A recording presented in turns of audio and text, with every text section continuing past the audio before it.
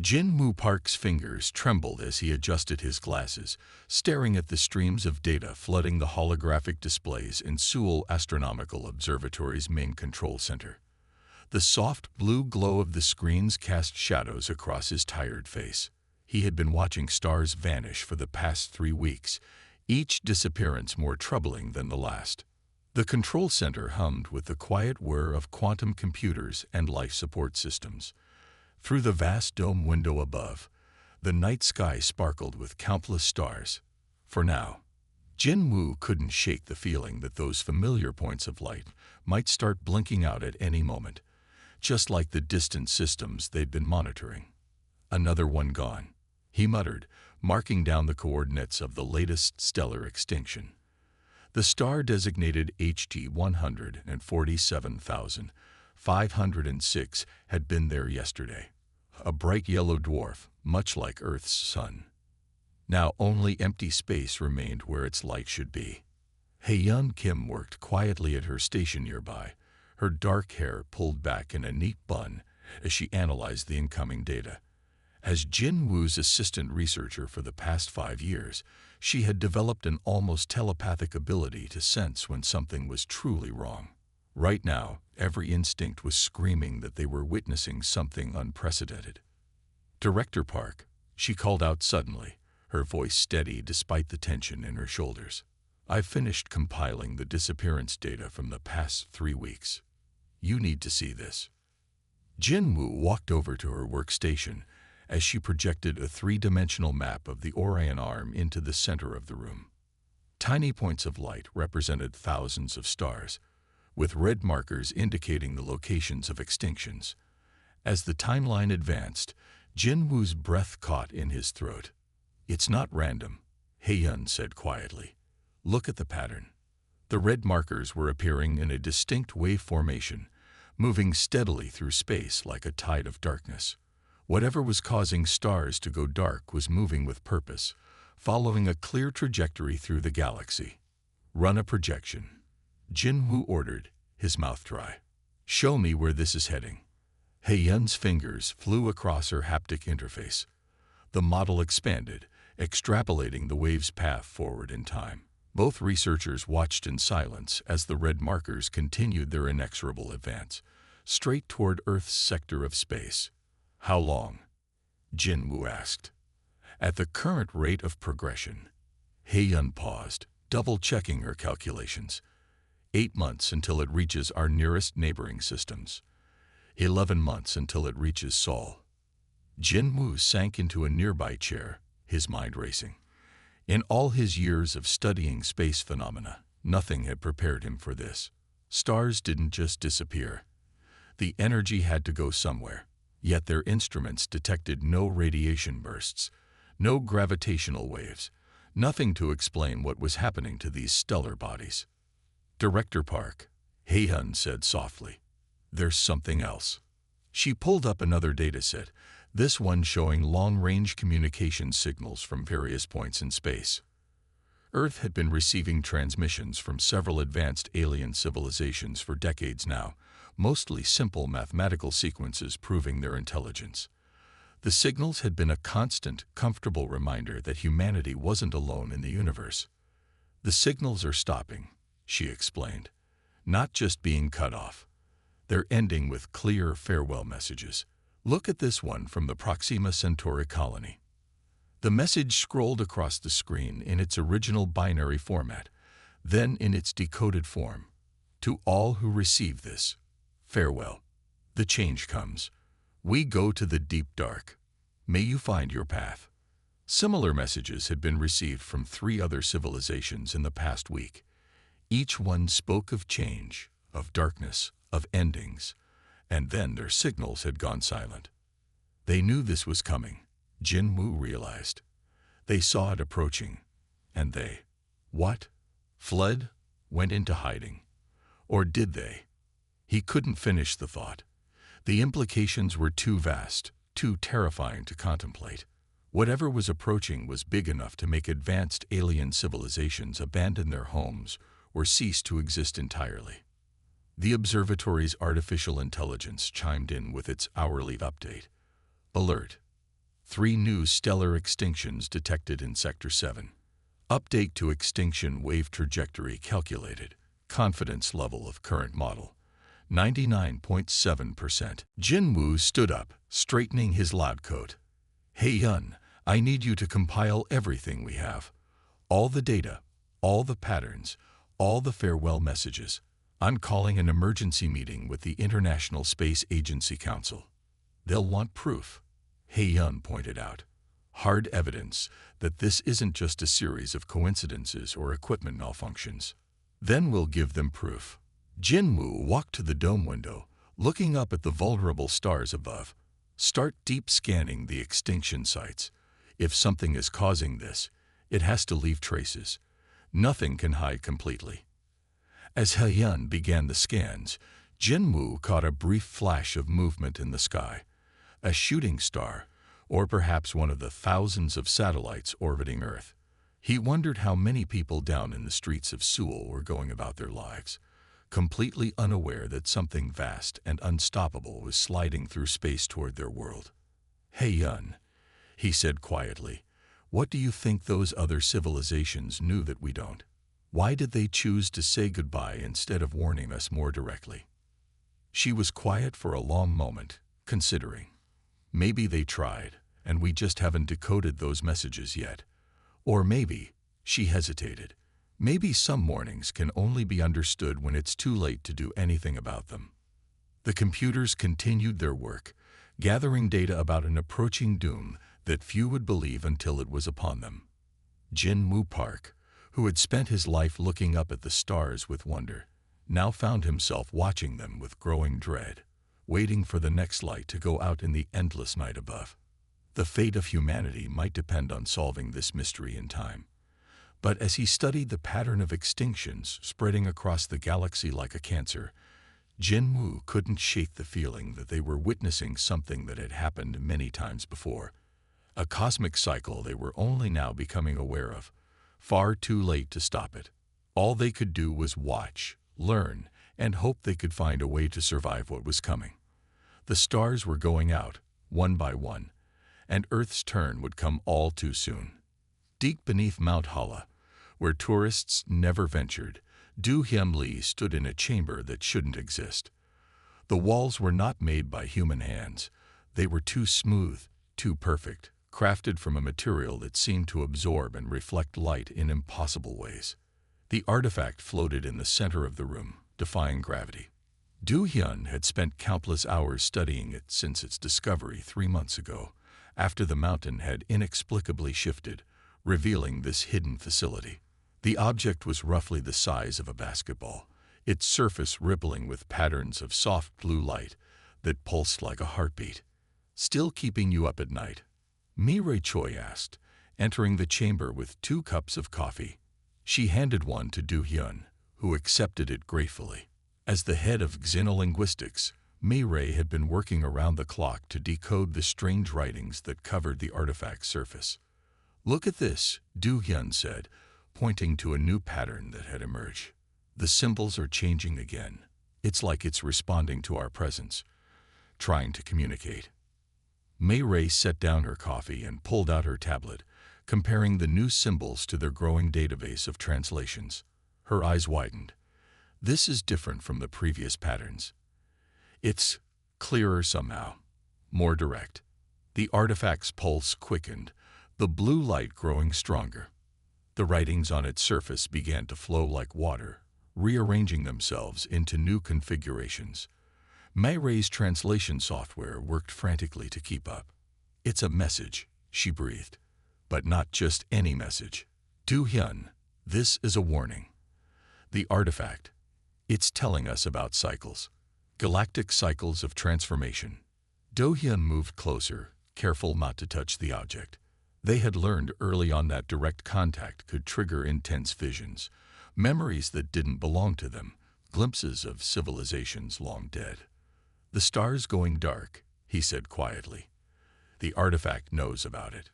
Mireille nodded, her fingers flying across her tablet. Not just knows about it. It was created because of it. Listen to this translation.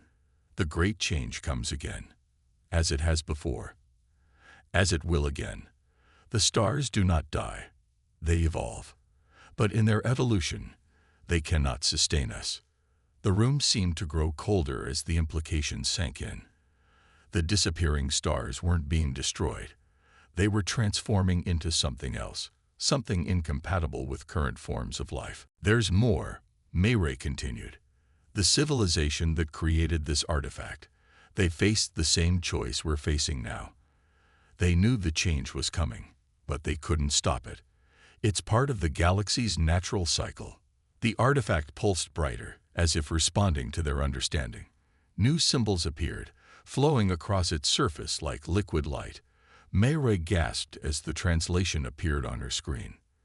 "We chose to stay," she read aloud. "We chose to witness the change, to become part of the new pattern. Others chose to flee, to seek refuge in spaces between spaces. Both paths lead to transformation. There is no escape from change." Do-hyun sat down heavily in his chair, running his hands through his hair. "So that's what happened to those alien civilizations we lost contact with. Some of them stayed to face whatever's coming. Others tried to escape somehow. But escape where?" Mayray wondered. "Spaces between spaces. What does that mean?"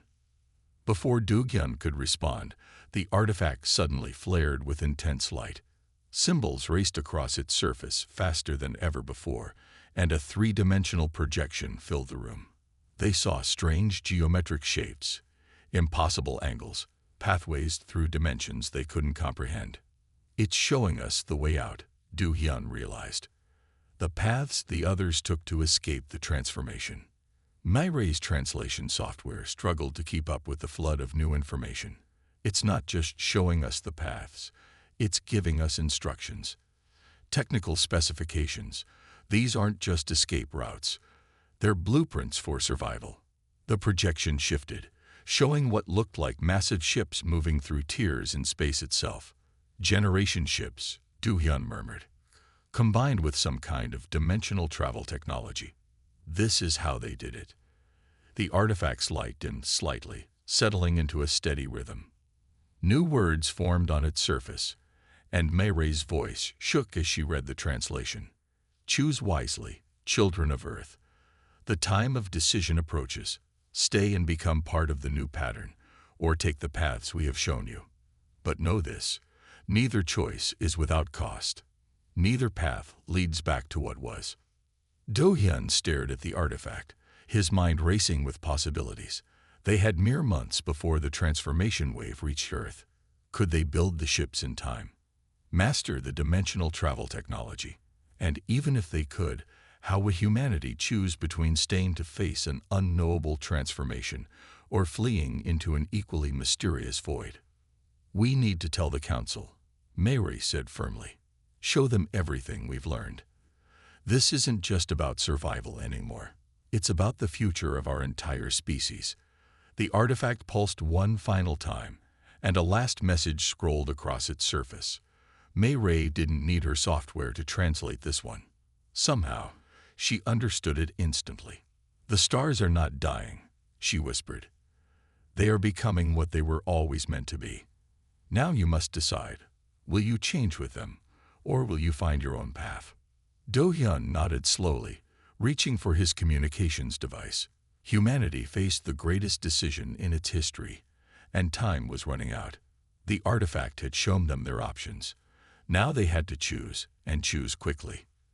As he called for an emergency council meeting, Do-hyun couldn't help but wonder which civilizations had made the right choice. Those who stayed to face the transformation, or those who fled into the unknown? And would humanity's choice lead to salvation or extinction?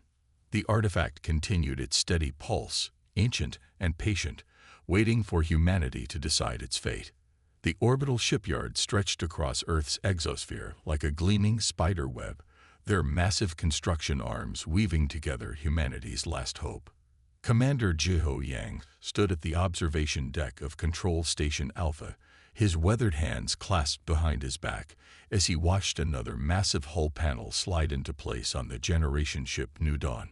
The vessel was enormous, 3 kilometers long and designed to house over 2 million people in rotating habitat rings. 5 other ships of similar size were under construction nearby, their skeletal frames slowly taking shape against the backdrop of stars that hadn't yet gone dark. "Remarkable progress, sir," said Tahi Kang, stepping onto the deck. The chief engineer's uniform was wrinkled from another 18-hour shift, but her eyes were bright with excitement. "The quantum core installation on Pathfinder is complete. We're ready for the first dimensional jump test." Jai-Ho turned to face her, studying the holographic readout she carried. Pathfinder was their prototype, smaller than the generation ships, but equipped with the same dimensional drive technology they had recreated from the alien artifact specifications. "Show me the final checks," he said, gesturing to the main display screen. The data streamed across the screen. Hull integrity at 100%, quantum containment field stable, crew ready at their stations. The Pathfinder floated in its own construction cradle a kilometer away, its sleek form gleaming in Earth's reflected light. "We've run every simulation possible," Tahi explained, pulling up the test protocols. "The dimensional gateway should form exactly 500 kilometers from Earth's atmosphere. Pathfinder will attempt a micro-jump, just far enough to prove the technology works." Jai-Ho nodded slowly. "And the crew?" "All volunteers. Captain Min Seo Park and her team know the risks. They'd been training for this moment for 2 months. The risks were considerable. While the alien artifact had provided the basic principles of dimensional travel, adapting the technology for human use had been a massive undertaking. If something went wrong during the jump— "Commander," a voice called from the communication station. "Captain Park requests final authorization to begin launch sequence." Jai-Ho took a deep breath. Everything humanity had learned over the past 5 months had led to this moment. The approaching wave of stellar transformation was now visible to the naked eye, a subtle darkening of the stars that grew more pronounced each night. "Put her on screen," he ordered. Captain Min Seo Park's face appeared on the main display. She sat in Pathfinder's command chair, her crew visible at their stations behind her. "Commander Yang, all systems are green. We're ready to make history." "The whole world is watching, Captain," Jai-Ho said quietly. "Proceed with launch." The next 30 minutes passed in tense silence as Pathfinder moved into position. The ship's quantum core hummed to life, generating the exotic matter needed to tear a hole in spacetime. On Earth below, billions watched through their screens, knowing that humanity's future hung in the balance. "Beginning dimensional field generation," Tahi announced, monitoring the energy readings. "Quantum stability holding at 98%. Gateway forming in 3, 2, 1. Space itself seemed to ripple in front of Pathfinder. A circle of darkness appeared, edged with swirling patterns of light that hurt the eyes to look at directly. The gateway was barely large enough for the ship to pass through, exactly as designed. "Gateway stable," Captain Park reported. "Initiating approach sequence." Jai-Ho held his breath as Pathfinder moved forward. The ship's nose touched the edge of the gateway, and for one heart-stopping moment, nothing happened. Then, with a flash of impossible colors, Pathfinder slipped through and vanished. "Gateway holding steady," Tahi said, her voice tight with tension. "Tracking signal from Pathfinder. Confirmed. They've emerged at the designated coordinates."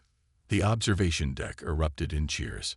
On the main screen, Captain Park's face reappeared, grinning broadly. "Jump successful, Commander. The view from here is indescribable." Relief flooded through Jai-Ho's body. They had done it, proven that humanity could follow the escape paths shown by the artifact. The larger generation ships could be completed with confidence now. "Bring her home, Captain," he ordered. "We have a lot of work ahead of us." As Pathfinder made its return jump, Jai-Ho turned to look at Earth through the observation window. The blue marble of humanity's cradle hung serenely below, unaware that it would soon be abandoned by most of its children. "We'll need to accelerate production on the other ships," he told Tahi. How soon can we begin mass manufacturing of the dimensional drives? The quantum forges are already running at maximum capacity, she replied. With this successful test, we can start installing them as soon as the whole work is complete. 3 months for the first generation ship to be ready, then one more every month after that. Jaiho did the math in his head. It would be close, very close, but they might just have enough time to save a significant portion of Earth's population before the transformation wave arrived. Commander, Tahi said softly, there's something else you should see. She pulled up a new set of readings from Pathfinder sensors. When we opened the gateway, we detected something. Other distortions in space-time, far away but similar to our technology. The other civilizations, Jaiho realized. The ones who chose to flee. They're out there, following their own escape paths. Yes, sir. We're not alone in this exodus. Jaiho watched as Pathfinder docked safely in its cradle, already being swarmed by engineers eager to analyze its performance. Soon, the skies above Earth would be filled with ships like this, carrying humanity to a new home in the spaces between spaces. The stars might be transforming, but humanity had found its path forward. Project Exodus would ensure their survival, even if it meant leaving behind everything they had ever known. Begin preparations for the first civilian evacuation trials, Jaiho ordered. It's time to show people their new home among the stars. Su Bin Quan stared through the reinforced windows of the Global Command Center, watching as the once blue sky turned an ever deeper shade of purple. The strange light cast eerie shadows across Seoul's towering buildings, making the familiar cityscape look alien and forbidding. Status report, she called out, turning back to face the bustling command floor. Screens covered every wall, tracking the massive evacuation effort taking place across the globe. 8 generation ships hung in orbit, their massive forms visible even in daylight. Transport Group 7 has cleared processing, reported her assistant, checking the endless stream of data. 300,000 more civilians ready for orbital lift in the next hour. Su Bin nodded, marking the progress on her main display. They had managed to evacuate nearly 2 billion people so far, but billions more waited their turn. The selection process had been brutal. A lottery system combined with skill assessments to ensure humanity's best chance of survival in their new home. Director Quan Hyun-woo Nam called from the sensor station, his voice tight with concern. You need to see these readings. Su Bin crossed to his station, where complex graphs showed the approach of the transformation wave. The phenomenon had already consumed the outer edges of the solar system, turning the space beyond Neptune into something their instruments couldn't properly measure.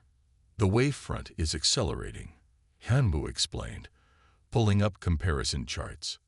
Our original calculations were based on linear progression, but this, he shook his head. The rate of transformation is increasing exponentially. Su Bin felt her stomach drop. How long? At the current rate, 36 hours until it reaches Earth, maybe less. Their original estimates had given them 3 more days. Su Bin turned to the main communication panel. This is Director Quan. Priority alert to all evacuation centers. Timeline compression protocol now in effect. Across the globe, emergency sirens began to wail.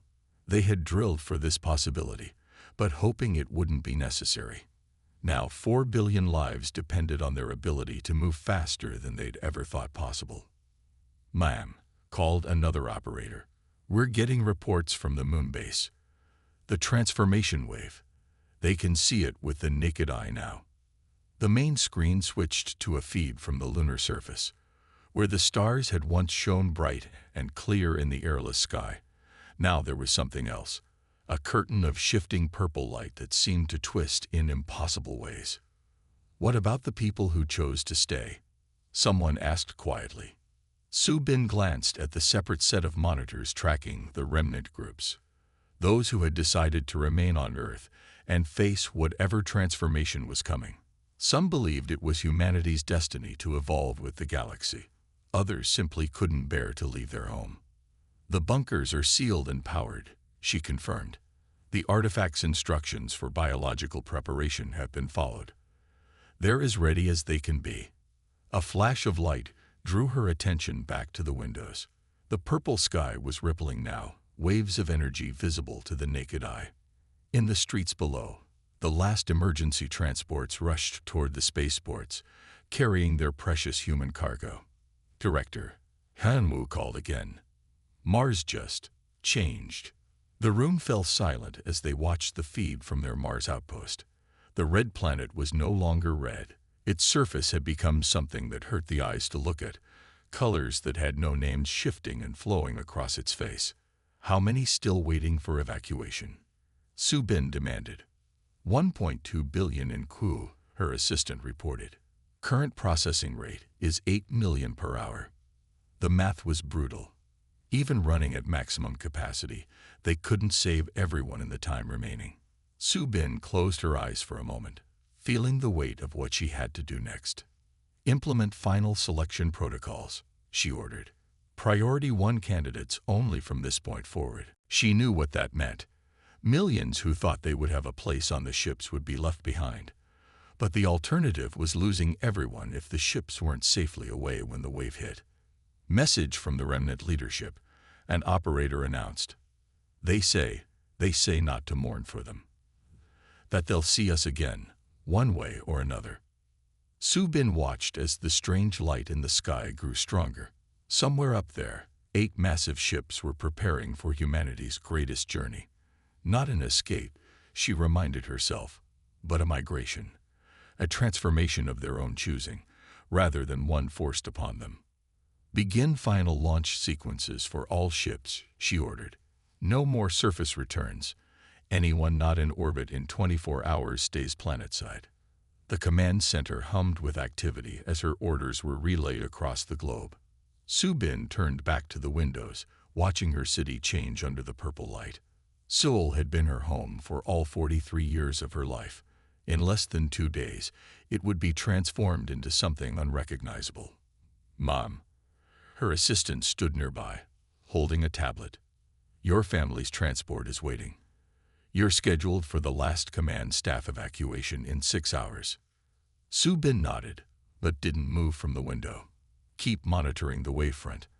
I want to know the moment anything changes. As night fell over Seoul, the purple sky began to glow on its own, casting strange shadows that moved in ways shadows shouldn't. Humanity's last day on Earth was coming to an end, and whatever dawn followed would shine on a very different world. The evacuation continued through the night, a desperate race against a cosmic clock that was counting down faster than anyone had expected. Above, the generation ships waited like great arcs, ready to carry humanity to its new home in the spaces between spaces. Su Bin Quan stood at her post, coordinating humanity's exodus until the very end, watching as the familiar stars above Seoul went out one by one. Yum Je Im stood in the observation dome of Guardian Base Alpha, watching as the last transport ship disappeared into a dimensional gate. Mars' red surface stretched out below, still unchanged for now, though he knew that wouldn't last much longer. All civilian evacuations complete, reported Sergeant Ji Min Park from her station. Guardian Force is now officially on its own. Young Jae nodded slowly. Their team of 50 volunteers had chosen to stay behind, operating from their hidden facility beneath the Martian surface. Someone needed to witness what happened next, to record the transformation for those who had fled. Status report. He called out to the command center below the dome. In Hasong looked up from her quantum scanning array. The physicist's eyes were bright with a mix of fear and fascination. The wave has passed Neptune's orbit. The outer planets are starting to show effects. The main screen displayed their solar system map. Neptune was now marked in pulsing purple, its very atomic structure beginning to shift into something their instruments struggled to measure. Uranus would be next, then Saturn. Recording devices are active on all channels, reported Min Ho Kang, their chief technician. Whatever happens, we'll capture it. Young Jae descended from the observation dome to join his team. They had constructed their base using specifications from the alien artifact, designed to shield them from the initial effects of the transformation. Whether those protections would hold long enough for them to complete their mission remained to be seen. "Show me the latest data from Neptune," he ordered. Inha brought up the sensor readings.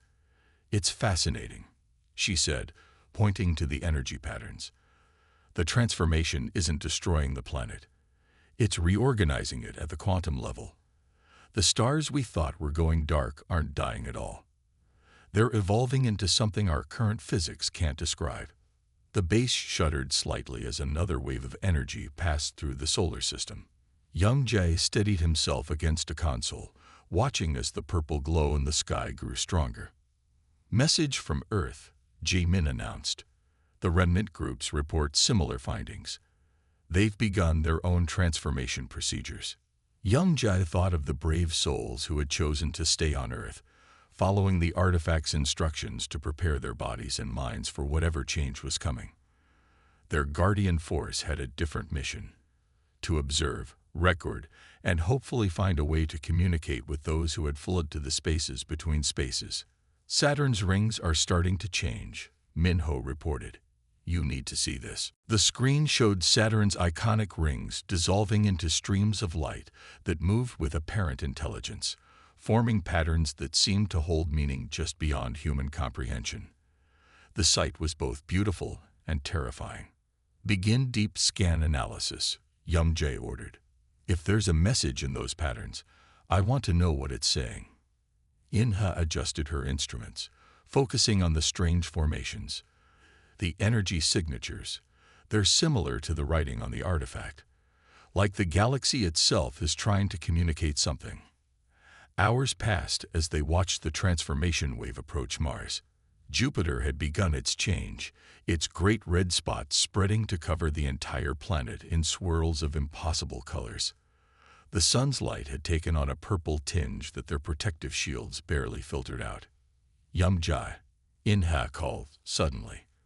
"I think I've found something in the data. The transformation, it's not random. There's a pattern, a purpose to it all." He joined her at the quantum scanner, studying the complex graphs and readings. "Explain." "Look at the energy flows," she said, highlighting certain patterns. "They're creating new pathways through spacetime, like a nervous system forming. The galaxy isn't just changing physically, it's becoming aware." The implications struck Young Jae with full force. They weren't watching the death of a galaxy, but its awakening. Every star, every planet was being reformed into part of something greater. "Mars's orbit has shifted," Minho announced tensely. "The wave will reach us in less than an hour." Young Jae looked at his team, seeing the mix of determination and fear on their faces. They had all chosen this fate, knowing they might not survive to report their findings. But someone had to stay, had to try to understand what was happening to their galaxy. "Begin final recording sequences," he ordered. "Activate all backup systems. Whatever happens next, humanity needs to know." The purple light grew stronger as Mars began to feel the first effects of the transformation. Through their reinforced windows, they could see the planet's surface starting to ripple like water. "Message encoded and ready for transmission through the dimensional gates," Jae-min reported. "Our observations will reach the generation ships, no matter what happens to us." Young Jae touched the small piece of the alien artifact they had kept, feeling its faint pulse synchronized with the waves of energy now washing over their base. The ancient civilization that had created it had faced this same moment, this same choice between fleeing and becoming part of something new. "Look," Inhe pointed to her readings. "The quantum patterns, they're stabilizing into new forms. It's like the galaxy is restructuring itself to be compatible with higher dimensions of spacetime." The base trembled as Mars's transformation accelerated. Through the windows, they could see the red planet's surface becoming something else, something that existed in more dimensions than human eyes could process. "Whatever we become," Young Jae said to his team, "remember why we stayed. To witness, to understand, to learn what the galaxy is trying to become." As the transformation wave reached their base, Young Jae-im and his guardian force prepared to face their own evolution, recording every moment of humanity's last stand in their home galaxy. They were no longer just observers. They were about to become part of the greatest change in cosmic history. The purple light filled everything, and the universe as they knew it began to transform around them. Min Ji-yoon walked through the quiet halls of the cultural archives aboard Hope's Dawn, her footsteps echoing in the vast chamber. Holographic displays lined the walls, each one containing pieces of humanity's heritage, art, music, literature, scientific knowledge, and memories of Earth. Archive status check. She spoke softly to the ship's eye. The displays flickered as the system ran its daily verification protocols. After 6 months of dimensional travel, maintaining these records had become more important than ever. All archives stable, the AI responded. No data degradation detected. Would you like to review today's access logs? Min Ji nodded, scanning the list of crew members who had visited the archives. Many came daily, seeking comfort in memories of the world they'd left behind. Some watched recordings of Earth's skies before they turned purple.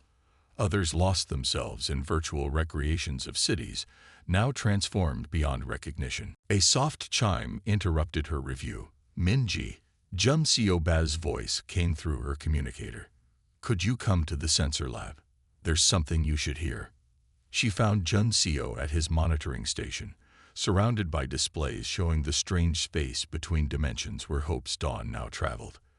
The void here wasn't truly empty. It rippled with patterns of energy that the ship's engines used for navigation. Listen to this, Jun Seo said, adjusting his instruments. A sound filled the room. Not quite music, but not random noise either. It reminded Minji of whale songs, but more complex, more deliberate. When did this start? She asked, moving closer to examine the readings. About an hour ago. At first, I thought it was instrument feedback, but Jun Seo manipulated the controls, isolating different frequencies. It's structured. There are patterns, repetitions, almost like someone's trying to communicate.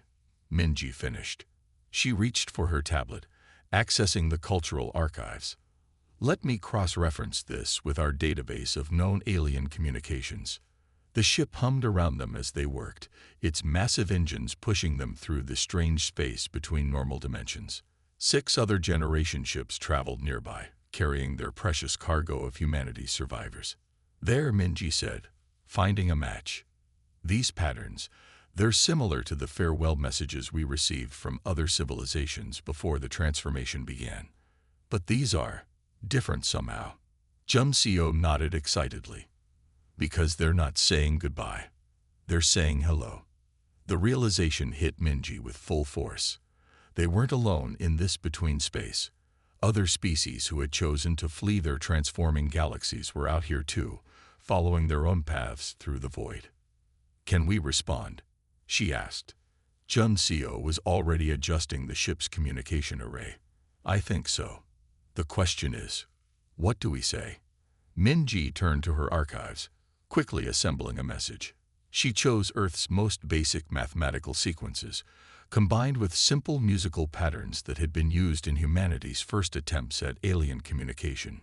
Send this, she said, transferring the data to Jun Seo's station. Let's start with the universal languages, math and music. They waited tensely as the message was transmitted into the void.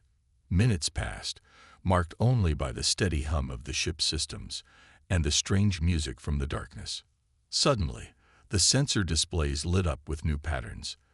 The alien music changed, incorporating elements from their message. More than that, it began to weave in themes from Earth's classical music, sent as part of their cultural database. They understand, Minji whispered. They're learning our music, just as we're learning theirs. Over the next few hours, more messages came, each one built on the last, creating a complex dialogue of mathematical and musical ideas. Other ships in their fleet began picking up the transmissions, adding their own voices to the conversation. Look at this, Jun Seo said, pointing to a new set of readings. The void ahead of us, it's changing. The energy patterns are shifting. Minji watched as the space around their ship seemed to ripple with new colors. The alien music grew stronger, more complex, guiding them towards something ahead. All ships, this is Hope's dawn, Junseo broadcasted to the fleet. Are you seeing this? Confirmations came back quickly. All 7 ships were witnessing the same phenomenon, a transformation in the void itself, but different from what had happened to their galaxy. This change felt welcoming, almost like a path. Minji realized. They're showing us the way to their sanctuary. The music swelled, and through the ship's viewing ports, they could see something taking shape in the distance. Not a planet or a star, but a space that existed between multiple dimensions, crafted by civilizations far older than humanity. Send a message to the ship's council. Minji told Junseo. Tell them we've made contact with others who chose to flee. And tell them. She smiled. Tell them we've been invited to join them. As Hope's Dawn and its sister ships adjusted course to follow the alien signals, Minji returned to her archives. She had new entries to add.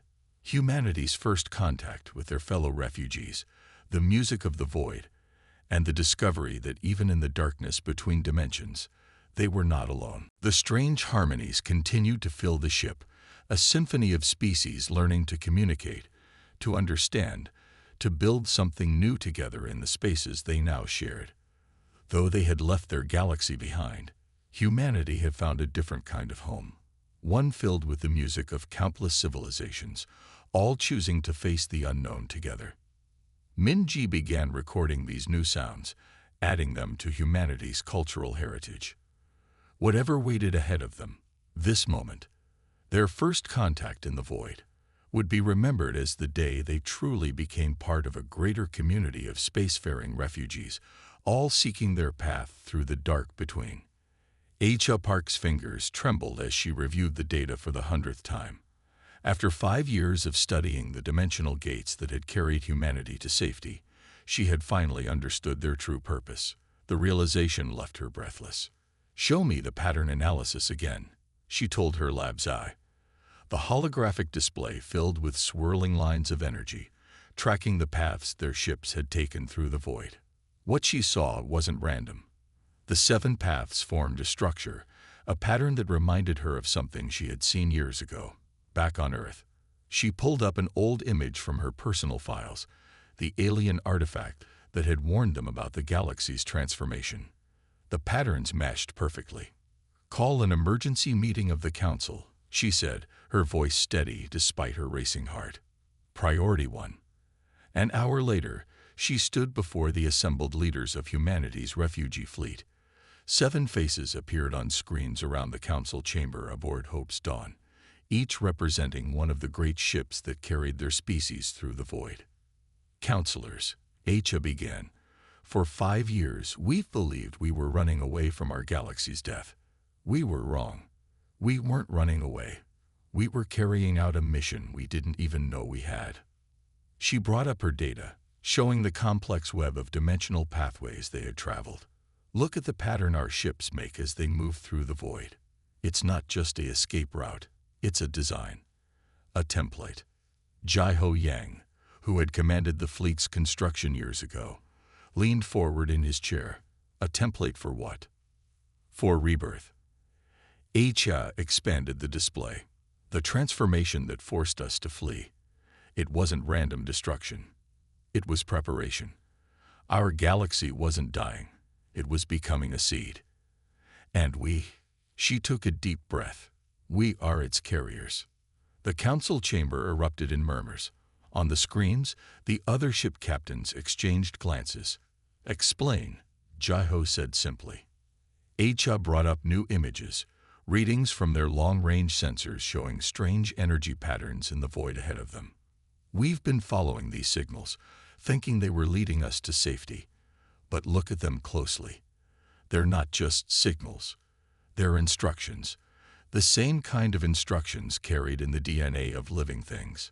She overlaid the patterns from the alien artifact, the ancient civilization that left us the warning. They weren't just telling us to flee.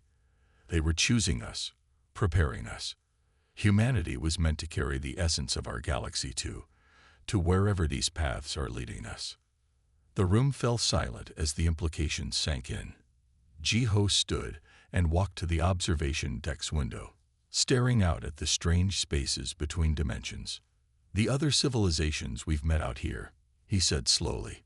"The ones who share our music in the void. They're carriers too," HFY confirmed. "Each from different galaxies, different cycles of transformation.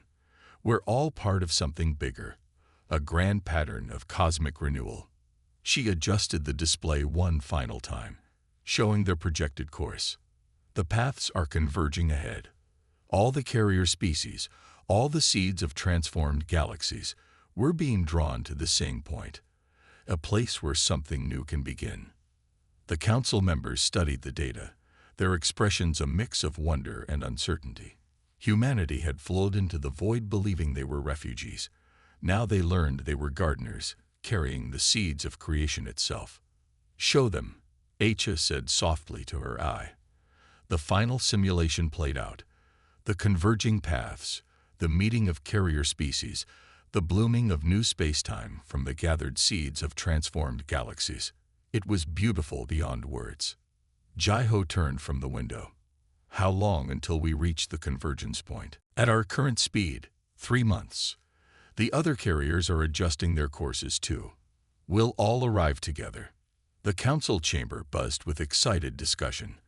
After 5 years of wandering the void, they finally understood their true purpose. They weren't meant to simply survive. They were meant to help create something entirely new.